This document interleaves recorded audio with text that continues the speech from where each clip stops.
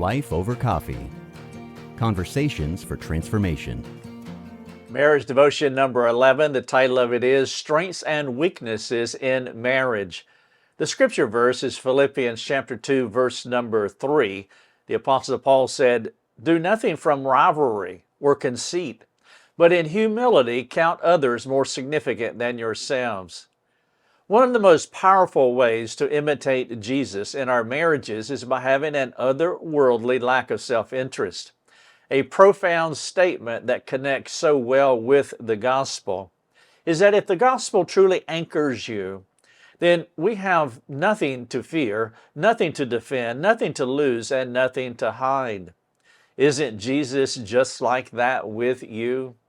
He is so secure in His relationship with you that any angry frustration from you or the other ways in which you express disappointment to Him, they do not manage Him.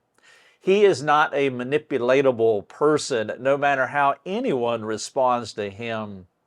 We have said all sorts of sordid things to Him, but His soul is as sturdy as ever. The reason is simple. Jesus is about relationships, redemption, and restoration of fallen souls, rather than being about Himself. He dramatically proved this by going to the cross in our place. Though we should never be angry with God, and I'm not recommending it at all, it is possible. And if that were the case, our anger would never disorient Him or sever the relationship that we have with Him. He eagerly listens to us. He eagerly loves us in response. That kind of love is what husbands and wives should model for each other. Let me give you an illustration. Biff is immature and insecure.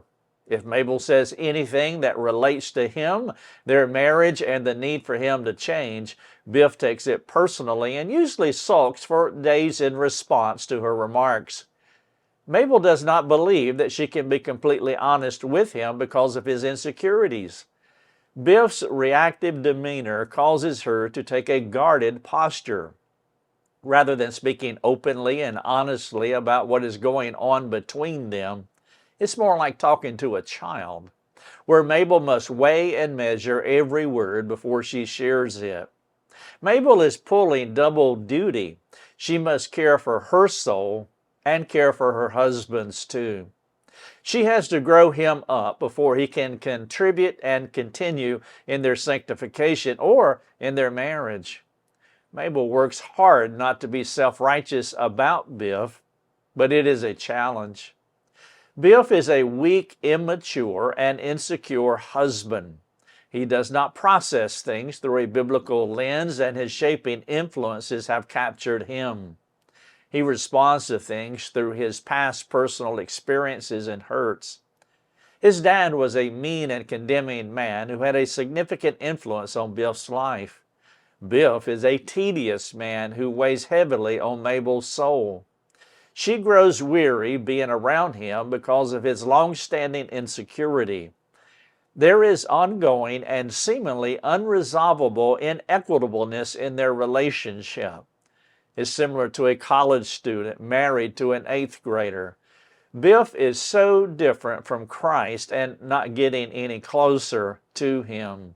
He esteems himself more than his wife, which ends up sabotaging his walk with God and also his relationship with Mabel. All Christians carry baggage from their former manner of life into their new creation that God is transforming them into.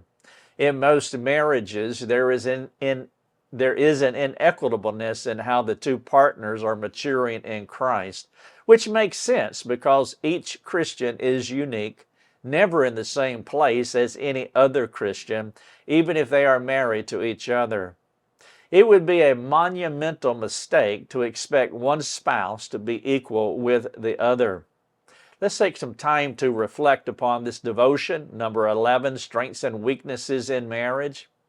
Question number 1, in what ways are you different from your spouse?